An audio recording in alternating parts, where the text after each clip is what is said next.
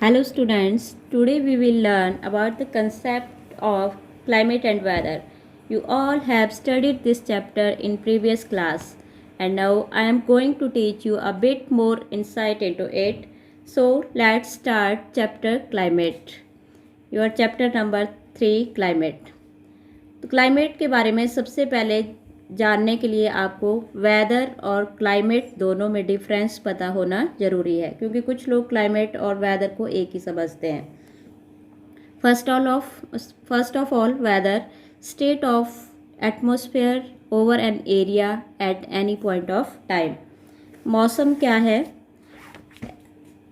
किसी निश्चित स्थान पर, किसी भी पॉइंट ऑफ टाइम, किसी भी निश्चित स्थान पर और समय पर वहाँ के स्थान की जो तापमान की स्थिति है या दबाव, हवा, वर्षा इत्यादि की स्थिति है, उसे क्या कहा जाता है? मौसम कहा जाता है। For example, how is the weather this evening? आज शाम को मौसम कैसा है? In daily news we see weather report. और आप अपनी डेली न्यूज़ में अपनी मौसम की रिपोर्ट भी देखते हो कि आज कहाँ पर बारिश होगी, आज मौसम ठंडा है या गर्म है, किस स्थान पर कैसा है। Next, climate. Climate is the sum of weather conditions over a large area for a long period of time, more than 30 years. Climate क्या है? जलवायु। कोई भी स्थान है, वहाँ की सम ऑफ वेदर कंडीशंस, वहाँ की जो वेदर कंडीशंस हैं उनकी मौसम की औसत का जो परिणाम निकलता है उसे जलवायु कहते हैं। लॉन्ग पीरियड ऑफ टाइम, दो चीज़ों पे आपने ध्यान रखना है। लॉन्ग, देखो इधर पॉइंट ऑफ टाइम ऊपर वेदर में और क्लाइमेट में लॉन्ग पीरियड ऑफ टाइम। तो यहाँ पर क्या हुआ, थोड़े से निश्चित समय के लिए वेदर बताया गया, शाम को कैसा है, सुबह कैसा था, और ये लॉन्ग पीरियड ऑफ टाइम, जैसे 30 ईयर, पिछले 30 ईयर से कैसे चला रहा है, गर्मी कैसी है या ठंड कैसी है। For example, generally hilly area have cool climate. आपको पता है हिली एरियाज़ में ज़्यादातर कैसा क्लाइमेट होता है? कूल। तो बहुत से बच्चे उत्तराखंड से हैं, हिमाचल से हैं, वहाँ पर टेम्परेचर ज़्यादातर कैसा रहता है? ठंडा। और राजस्थान में गर्म। Now I will tell you factors influencing climate. Factors influencing climate. Climate को कौन कौन से फैक्टर इन्फ्लुएंस करते हैं, प्रभावित करते हैं किसी भी जगह के क्लाइमेट को? Number 1, distance from equator. Equator आपको छोटी क्लासेस में आपने पढ़ा है, भूमध्य रेखा को कहते हैं इक्वेटर। और distance from equator. Distance from sea, समुद्र से कितनी दूरी है किसी भी स्थान की। एल्टीट्यूड ऑफ अ प्लेस, किसी भी स्थान की ऊंचाई कितनी है समुद्र तल से। इम्पैक्ट ऑफ विंड्स, हवाओं का क्या प्रभाव पड़ता है।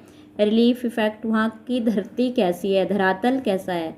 तो ये सारे तत्व मिलकर क्या करते हैं, हमारे किसी भी स्थान के क्लाइमेट को इन्फ्लुएंस करते हैं, प्रभावित करते हैं। नेक्स्ट है टेम्परेचर। तो इंडिया टेम्परेचर में तापमान, कहाँ पे ज़्यादा ठंड है, कहाँ पे गर्मी है। हाईएस्ट टेम्परेचर है इंडिया में बाड़मेर में, जो राजस्थान में है, 50 डिग्री सेंटीग्रेड तक यहाँ पर गर्मियों में तापमान चला जाता है। लोएस्ट टेम्परेचर रहता है इंडिया के लद्दाख में। लद्दाख अभी अभी क्या बनी है? UT, union territory. पहले ये जम्मू कश्मीर स्टेट का हिस्सा था, अब जम्मू कश्मीर स्टेट क्या हो गई है? यूनियन टेरिटरी बन चुकी है। तो यहाँ लद्दाख के द्रास नामक जगह पर टेम्परेचर रहता है -45 डिग्री सेल्सियस, जो कि बहुत ही ठंडा क्षेत्र है। ये होता है टेम्परेचर। नेक्स्ट है रेनिएस्ट प्लेस। भारत में सबसे ज़्यादा बारिश होती है मौजिनराम। एनुअल रेनफॉल है यहाँ 1140 सेंटीमीटर, चेरापूंजी के निकट है और स्टेट मेघालय में पड़ता है। स्टूडेंट्स, सबसे ज़्यादा रेनफॉल दुनिया की यहीं पर होती है, मौजिनराम में। मैं आपको बताती हूँ कहाँ पे है मैप में अभी। दिस वन, मेघालय, ये देखिए बांग्लादेश के ऊपर है मेघालय। यहाँ पर सबसे ज़्यादा बारिश होती है 1143 सेंटीमीटर एनुअली। नेक्स्ट है Indian ocean, store house of moisture for monsoon. Monsoons, तो मानसूनी पवनें जो भी आती हैं सारी ज़्यादातर किससे आती हैं? इंडियन ओशन से। अभी मैं आपको मैप में बताती हूँ। ये है इंडियन ओशन, ये देखिए यहाँ लिखा है हिंद महासागर। ये भारत का मैप है, आपको पता है इंडिया का मैप है पूरा, और इसके नीचे लिखा है हिंद महासागर। ये सारा एरिया आपका, दिस वन, ये सारा एरिया इधर, ये है बंगाल की खाड़ी बोलते हैं समुद्र को, इधर पूरा इंडिया का। इधर देखो छोटी छोटी ये दी हैं, ये हमारे आइलैंड्स हैं, अंडमान एंड निकोबार, और इस साइड है अरेबियन सी, अरब सागर। तो यहाँ से विंड्स मॉइस्चर से भर कर जाती हैं, और ये किसका काम करती हैं? बारिश का। जब मॉइस्चर से पवनें भरी होंगी तो बारिश लाती हैं, और आगे इनको यहाँ पर हिमालय रोकता है इन पवनों को, और बारिश होती है भारत में खूब। नेक्स्ट है Himalayas, the Himalayas a climatic divide. Himalaya क्या है? क्लाइमेटिक डिवाइड है। अभी मैं बताती हूँ आपको कैसे क्लाइमेटिक डिवाइड है। It acts as a divide between Indian and Central Asia and act as a barrier to cold winds that blow from Central Asia and thus prevent the northern plains from becoming freezing cold. अभी आपको मैं map में बताती हूँ कैसे। ये आपके Himalayas, देखो चोटियों के नाम लिखे हैं, कराकोरम। ये यहाँ नॉर्थ से शुरू होते हैं हिमालयस, और ईस्ट तक पूरे नेपाल से होके पूरे आगे अरुणाचल प्रदेश तक जाती हैं ये रेंजेस। तो हिमालयस क्या काम करती हैं? ये है सारे हिमालयस की चोटियाँ।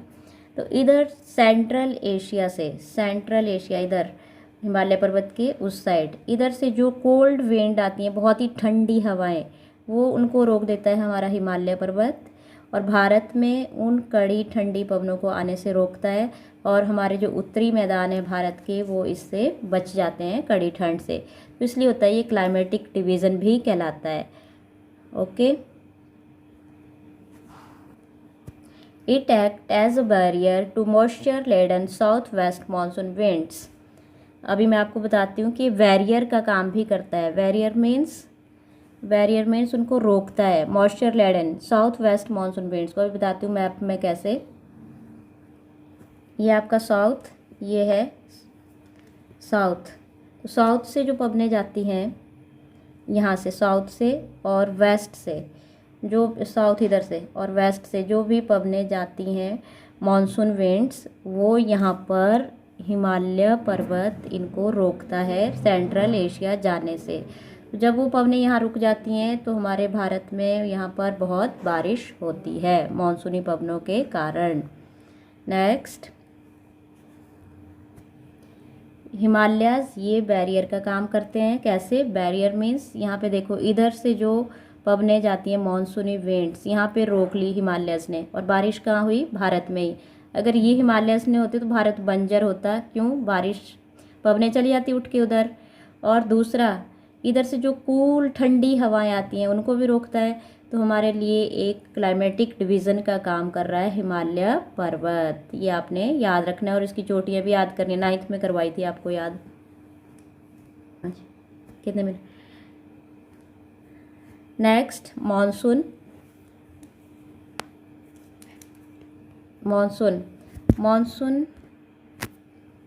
Monsoon derived from Arabic word मौसम। मानसून से अभिप्राय ऐसी ऋतु से है जिसमें पवनों की दिशा पूरी उलट जाती है। मतलब मानसून आपके लिए क्या लेके आता है? वर्षा लेके आता है। ये अभी मैंने आपको मैप में पूरा समझाया। और सीजन्स इन इंडिया, ये आपने छोटी क्लासेस से पढ़े हैं कौन कौन सीज़न है। Cold, hot, rainy and retreating monsoon. Mango शार्स आपके लिए एक नई चीज़ है अभी 10th में। प्री मानसून विंड्स होती हैं ये, जो कि 1 जून से शुरू हो जाती है मानसून भारत में। मैंगो शावर्स को हिंदी में कहते हैं आमर वृष्टि। आम की फसल के लिए और फूलों के लिए बहुत लाभदायक है ये। तो जब समर सीज़न का एंड हो जाता है और बरसात शुरू हो जाती है, उसमें केरल और कर्नाटका की तटीय भागों में ये आते हैं मैंगो शावर्स। लास्ट है काल बैसाखी। काल बैसाखी भी आपने पहली बार पढ़ा है। बैसाख हिंदी का बैसाख महीना, उसमें पश्चिमी बंगाल में local thunderstorm in Bengal and Assam. तो बंगाल में, पश्चिम बंगाल में क्या होता है, तूफानी चक्रवात चलते हैं उनको कहा जाता है काल Baisakhi. Thank you, have a nice day, prepare this chapter.